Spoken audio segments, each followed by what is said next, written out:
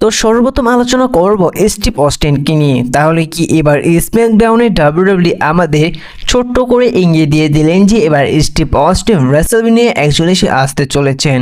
আপনারা এবার স্ম্যাকডাউনে Randy Orton একটি প্রোমো কার্ড দেখেছিলেন এবং সে জায়গায় র্যান্ডি অর্টন তিনি কথা বলেছিল জন সিনাকে নিয়ে এবং কেভিন ওলেন্সকে নিয়ে। সে জায়গায় র্যান্ডি অর্টন তিনি বলে যে কেভিন ওলেন্স তিনি মেইন ইভেন্ট করেছে রেসলম্যানিয়াতে স্টিভ অস্টিনের সাথে। আর এর থেকে বোঝা যায় যে যেহেতু র্যান্ডি অর্টন তিনি ক্লিয়ারলি ভাবে স্টিভ অস্টিনের নাম নিচ্ছে, এমনকি সে জায়গায় এও মেনশন করেছে যে স্টিভ অস্টিনের সাথে কেভিন ওলেন্স রেসলম্যানিয়ার মেইন ইভেন্ট করেছেন। আর এর থেকে পরিষ্কার বোঝা যায় যে এবার রেসলম্যানিয়া 41-এ স্টিভ অস্টিনকে দেখা যেতে পারে এবং তাকে দেখা যেতে পারে রেসলম্যানিয়া 41-এর নাইট 2-এ কোরোস এবং জন সিনার যে সিঙ্গেল ম্যাচটি হতে যাচ্ছে আনডিসপিউটেড ডাব্লিউডাব্লিউ ইউনিভার্সাল চ্যাম্পিয়নশিপের জন্য একেবারে মেইন ইভেন্টে, সে জায়গায় স্টিভ অস্টিনকে দেখা যেতে পারে কারণ সেই ম্যাচটিও মেইন ইভেন্ট হতে যাচ্ছে। আর বলা যায় যে ডাব্লিউডাব্লিউ এবার তারই ইঙ্গিত দিয়ে দিলেন যে এবার রেসলম্যানিয়া 41-এ স্টিভ অস্টিন আসতে পারে এবং তিনি এসে হেল্প করতে পারে কোরোসকে।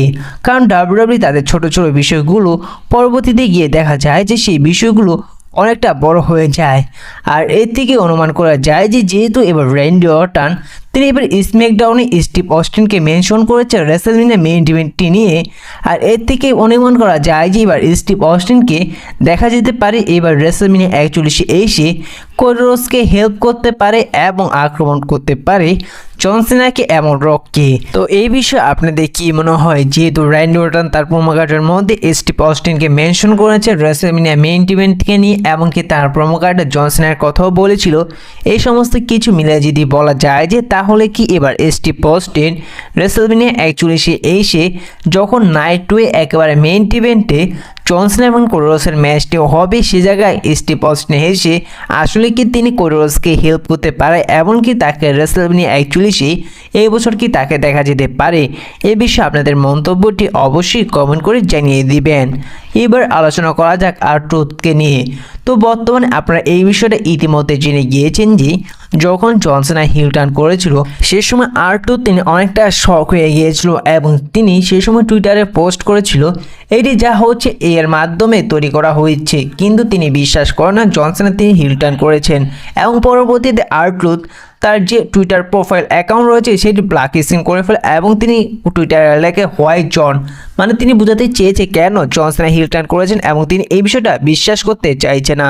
যার কারণে অনুমান করা যায় যে এবার জন সিনা যেহেতু ডাব্লিউডাব্লিউতে আসতে চলেছেন আবার ফিরে এবং তাকে মার্ডে নাইট রয়ে দেখা যাবে, তার থেকে অনেকটা বোঝা যায় যে এবার জন সিনা এবং আর-ট্রুথ তারা ফেস টু ফেস হতে পারে এবং ডাব্লিউডাব্লিউ অনুষ্ঠিত করতে পারে আর-ট্রুথ এবং জন সিনার একটি সেগমেন্ট। সে জায়গায় জন সিনাকে আর-ট্রুথ জিজ্ঞাসা করতে পারে তুমি কেন হিল টার্ন করেছো এবং তার বিশ্বাস হয় না যে জন সিনা তিনি হিল টার্ন করেছেন এবং এই বিষয়ে একটি প্রোমো কার্ড দেখা যেতে পারে আর-ট্রুথ এবং জন সিনার মধ্যে। এবং তারপর হয়তো জন সিনা তিনি আর-ট্রুথকে আক্রমণ করে দিতে পারে এবং আর-ট্রুথকে আক্রমণ করতে পারে জন সিনা। এর জন্য তিনি আর-ট্রুথকে বিশ্বাস করাতে চায় যে তিনি হিল টার্ন করেছেন এবং তিনি আগে জন সিনা নেই। তো এমন একটি সেগমেন্ট দেখা যেতে পারে ডাব্লিউডাব্লিউতে মানডে নাইট র বা স্ম্যাকডাউনে। তো আপনাদের কি মনে হয় আসলে কি ডাব্লিউডাব্লিউ এমন একটা স্টোরিলাইন তৈরি করতে পারে? তো আমার যতটুকু মনে হয় যে ডাব্লিউডাব্লিউ এমন একটি স্টোরিলাইন তৈরি করতে পারে বা এমন একটি সেগমেন্ট দেখাতে পারে যে সেগমেন্টটি দেখে অনেকটা একটু স্যাডও হবে এবং অনেকটা ইন্টারেস্টিংও পাওয়া যাবে। এবার আলোচনা করা যাক জেড কারিল এবং প্রিয়াঙ্কা বেলার এবং নিয়মিকে নিয়ে। তো আপনারা যেমন জানেন যে এবার জেড কারিল তিনি রিটার্ন আসার পর তিনি আক্রমণ করছে নিয়মিকে, কারণ নিয়মি তাকে আক্রমণ করেছিল এবং অনুমান করা যায় যে এবার রেসলম্যানিয়া 41-এ জেড কারিল এবং নিয়মির মধ্যে একটি সিঙ্গেল ম্যাচ অনুষ্ঠিত হবে। কিন্তু সমস্ত দর্শকরা এবার রেসলম্যানিয়া 41-এ এই সিঙ্গেল ম্যাচটি দেখতে চায়নি, বরং দেখতে চেয়েছিল জেড কারিল এবং প্রিয়াঙ্কা বেলার মধ্যে একটি সিঙ্গেল ম্যাচ। যেহেতু ডাব্লিউডাব্লিউ এই ম্যাচটি এবার রেসলম্যানিয়াতে অনুষ্ঠিত করছে না, যার কারণে অনুমান করা যায় যে ডাব্লিউডাব্লিউ হয়তো জেড কারিল এবং প্রিয়াঙ্কা বেলার ম্যাচটি অনুষ্ঠিত করতে পারে এই বছর সামারস্ল্যাম ফেবার বিরুদ্ধে এবং তাদের স্টোরিলাইনটি শুরু করার জন্য নিয়মির সাথে এবং জেড কারিল এই স্টোরিলাইনটি দেখাচ্ছে। জেড কারিল যখন রেসলম্যানিয়া 41-এর পর তাদের সিঙ্গেল ম্যাচটি শেষ হয়ে যাওয়ার পরও আবার ভয়ঙ্করভাবে আক্রমণ করতে থাকবে, ঠিক সেই সময় বাধ্য হবে জেড কারিলকে থামাতে প্রিয়াঙ্কা বেলার এবং তাদের মধ্যে একটি সমস্যার সৃষ্টি হবে এবং সেই জায়গা থেকেই তাদের স্টোরিলাইন চালু হতে পারে এবং সেই সময় হয়তো জেড কারিল তিনি হিল টার্ন করতে পারে বা অপরদিকে প্রিয়াঙ্কা বেলার তিনি হিল টার্ন করতে পারে, যার কারণে এদের ম্যাচটি কনফার্ম হতে পারে সামারস্ল্যাম পে-পার-ভিউতে একটি সিঙ্গেল ম্যাচ। এবং সেই জায়গায় যদি প্রিয়াঙ্কা বেলার চ্যাম্পিয়ন হয়ে যায় তাহলে আপনারা ধরে নেবেন যে জেড কার্ল তিনি হিল টার্ন করবে এবং প্রিয়াঙ্কা বেলারকে আক্রমণ করে তাকে সামারস্ল্যাম পে-পার-ভিউর জন্য চ্যালেঞ্জ করবে চ্যাম্পিয়নশিপের জন্য। এবং ঠিক সেই সময় এবার দেখা যেতে পারে সামারস্ল্যাম পে-পার-ভিউতে একটি জেড কার্ল এবং প্রিয়াঙ্কা বেলার ম্যাচ, আর নয়তো আপনারা সামনের বছর এদের ম্যাচটি দেখতে পারবেন। এবার আলোচনা করা যাক ওটিসি রোমান রেন্সকে নিয়ে। তো বর্তমানে রিপোর্ট থেকে যে সমস্ত নিউজ জানা যাচ্ছে যে তা থেকে যদি বলা যায় যে এবার রেসলম্যানিয়া 41-এ রোমান রেন্সকে নিয়ে ডাব্লিউডাব্লিউই যা করছে তা একেবারে ঠিক করছে না। রিপোর্ট থেকে এবার জানা যাচ্ছে যে এবার রেসলম্যানিয়া 41-এ CM Punk versus Roman Reigns versus Seth রলিন্সের মধ্যে একটি ট্রিপল থ্রেট ম্যাচ অনুষ্ঠিত হতে পারে।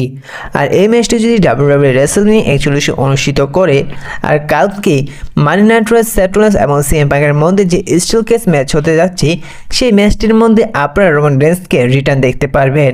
এবং সমস্ত রিপোর্ট থেকে জানা যাচ্ছে যে এমন সবাই 100% কনফার্ম করে বলছে যে এবার সে জায়গায় ওটিসি রোমান রেন্সকে দেখা যেতে পারে এবং তিনি সে জায়গায় এসে এবং তিনি সেই ম্যাচটির মধ্যে সেথ রলিন্সকে ভয়ঙ্করভাবে আক্রমণ করবে, যার কারণে সেই ম্যাচটির মধ্যে যেহেতু সেথ রলিন্সকে ভয়ঙ্করভাবে আক্রমণ করবে রোমান রেন্স এবং ঠিক সেই সময় সিএম পাঙ্ক অনেকটা রেগে যাবে এবং ঠিক সেই সময় রোমান রেন্স এবং সিএম পাঙ্কের মধ্যে একটি প্রবলেম দেখা যাবে এবং এই তিনজনের মধ্যে আক্রমণ দেখা যাবে এবং ঠিক তারপরেই এদের ম্যাচটি কনফার্ম হয়ে যেতে পারে রেসলম্যানিয়া 41-এ একটি ট্রিপল থ্রেট ম্যাচ।